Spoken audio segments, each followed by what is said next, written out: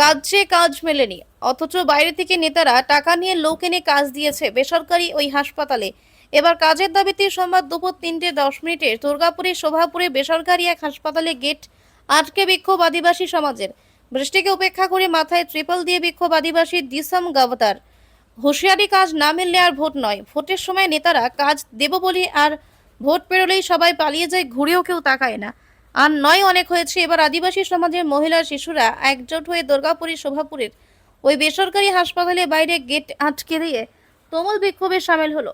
দিলেন ভোট বয়কটের হুঁশিয়ারি। কাজ না মিললে এবার ভয়ঙ্কর আন্দোলন শুরুর হুঁশিয়ারি আদিবাসী সমাজের। আজকের বিক্ষোভ আপনারা নিশ্চয়ই অবগত আছেন।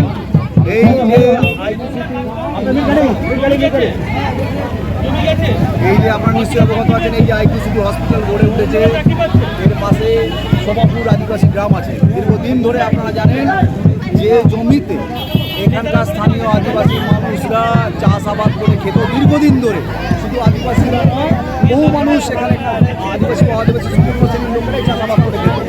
কিন্তু যখন আইকিউসিটি হসপিটাল হয় তখন এডিডিএ বা আইকিউসিটি হসপিটাল কর্তৃপক্ষের সাথে কথা হয়। এখানে যারা জমি দখল করে যারা কাজকর্ম করছিল, চাষাবাদ করছিল, তাদের একটা করে চাকরি দেওয়া হবে। প্রথমে বলা হয়েছিল তাদের জন্য বেড প্রায় 50টা সংরক্ষণ করে রাখা হবে, যে কোনো অসুবিধায় তাতে যারা সেবা পায়, জরুরি পরিষেবা পায়। কিন্তু এবং তার সাথে একটা সাইকেল স্ট্যান্ডেরও কথা ছিল, যাতে যারা জমি হারিয়েছিল তারা একটা রোজগারের জায়গা পায় এবং তার সাথে একটা করে কাজ। কিন্তু যত দিন যাচ্ছে, সেই বিগত আমরা 17-18 সাল থেকে কন্টিনিউয়াসলি আদিবাসী কাউন্টার পক্ষ থেকে এবং এখানে শোভাপুরের যে সমস্ত মানুষজন, তাদের প্রতিনিধি, আদিবাসী কাউন্টার প্রতিনিধি এবং প্রশাসনের তরফ থেকে বারবার বসেছি ম্যানেজমেন্টের সঙ্গে।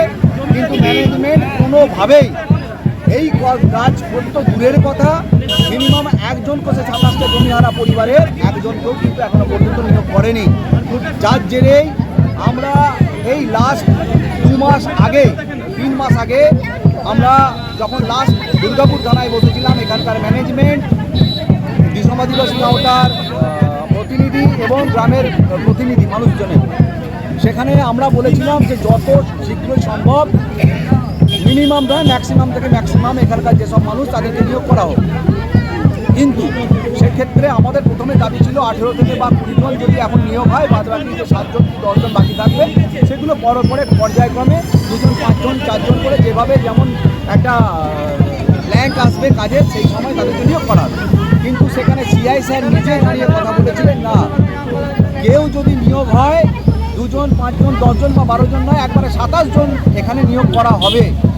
তো আমরা সেই আশায় বুক পেতেছিলাম। তার লিখিত ডকুমেন্টসও আমাদের কাছে আছে, যেখানে আইসি স্যার এবং দুর্গাপুর থানার ওসি সাহেব ছিলেন এবং 2 জন থানার ওসি সাহেব ছিলেন এবং দিসম আদিবাসী কাউন্টার তরফ থেকে আমরা সদস্যবৃন্দ এবং গ্রামের প্রতিনিধি দলের লোকেরাও ছিলেন।